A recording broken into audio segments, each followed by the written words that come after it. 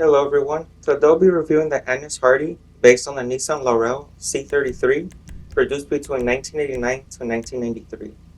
I'm a bit late to the party with this car since many people have already reviewed it. I'm sure a lot of you already have this car, but I feel like doing something different with this car, so what I'm going to do is make this a VIP style build. For those who do not know what a VIP style build is basically when a car is made elegant. Uh, it, when luxurious elements are added, such as expensive wheels, sometimes a body kit. Many of these cars come in black. Of course, their windows are usually tinted, so I'm going to do that.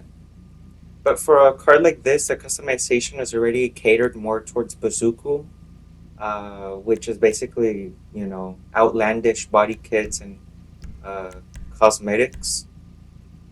So I'm gonna try my best to be as clean as possible with the car. I'm gonna add some chrome because, of course, it's associated with luxury.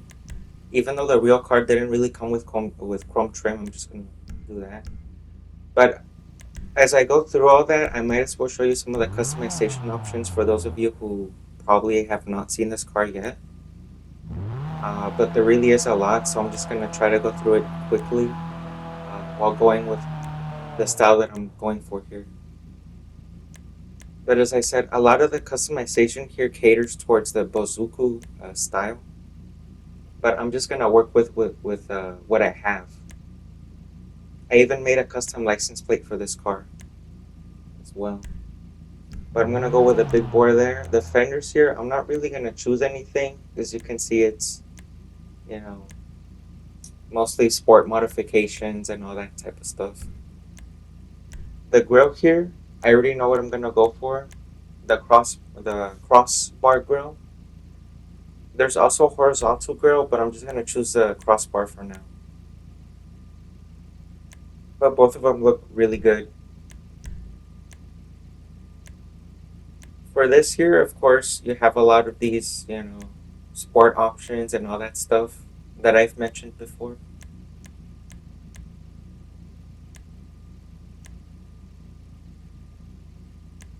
Even though I'm doing a customization, I might as well treat it as the video as a review. Anyway, as I usually do.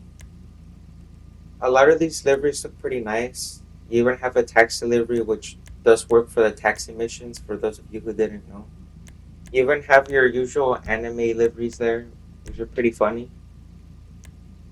For the mirrors, I like how the stock mirrors look, but the GT mirrors also fit the car a bit. It all depends on what you're going for, and the GT Mark II. But I'm just gonna leave them stock for now. I mean, you guys let me know in the comments, what type of mirrors you prefer. If the stock ones look good, you can change the position of the plates as well. But I'm just gonna leave it in the center since there's already like a cutout for it. You can add mud guards, but I don't feel like doing that. I'm not gonna add those on. You can add body kits too, as I said, but I personally do not like how they look, so I'm just gonna leave them off. Here you have your usual spoilers. I like how the lip spoiler looks. It looks the most clean on this car. It even fits the build. But of course you have your crazy modifications here. So I'm just gonna go with the lip spoiler. It looks very clean and simple. For this build, I'm gonna have to lower the suspension since that's what a lot of people do with this type of style. It does come with a little bit of camber, but that's not an issue. Some of them do come like that as well. For the wheels here, I'm gonna choose the Giga Mesh. I feel like those fit the build very well.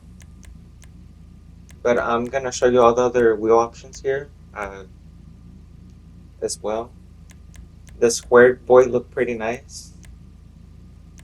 And there's a bunch of other BBS style wheels here that fit the car well. So if you want to replicate a build similar to mine or the VIP style, you really have a lot to work with here with the wheels. You even have smaller wheel options with the Cosmo Mark IIs.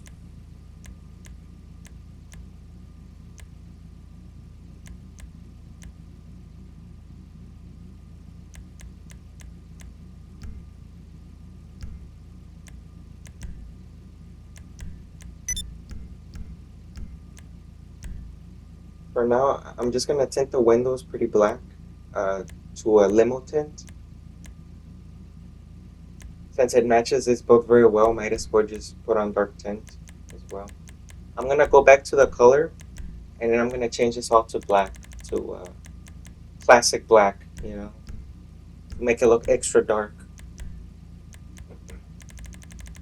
What's cool about this car is that it has a secondary, so I could maybe make the bottom like a dark gray as well to add contrast, but for now I'm just gonna leave it black.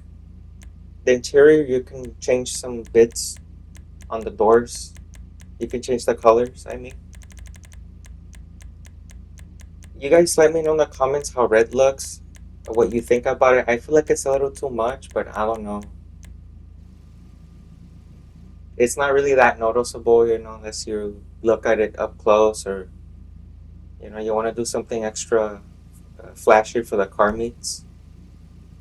But anyway, after this, I'm gonna show you a closer look of the interior and the engine model, and I'm gonna go over the performance real quick. Detail is decent and texture quality is acceptable. I really don't have much to complain with since the engine model is 3D. It would have been nice if there was some more modifications for the engine, with the hood struts, color and all that stuff. That even applies to the interior of the car as well. It would have been nice if there was an option to change the steering wheel, the seats, more stuff like that. What's cool is that it comes with struts there that hold up the hood and the trunk. Not many cars have that modeled in for some reason. The rest of the car's model is well done. The only problem is that the pillar right there between the doors isn't fully modeled in, so that's kind of strange. But it's not a big deal.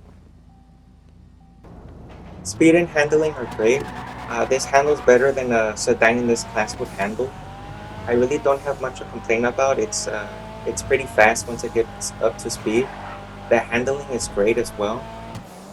It handles like you would expect a luxury car in this segment to handle, you know.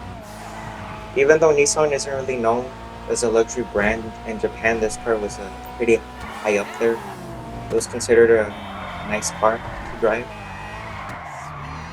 But really, this car is still pretty fun to drive. There will be a drift variant that'll come out in the drift fleet eventually. I really had a lot of fun driving this car. I don't have much to complain about. It's not really a performer in the sedans class. There are quite a few vehicles that are faster than this, but it's still really fun to drive around the map and just to use it in free mode. But if you want to use this car as a performer, I recommend to look elsewhere. I could be wrong based on how the handling feels. But anyway, that's all I got to say for today, guys. And as always, thanks for watching.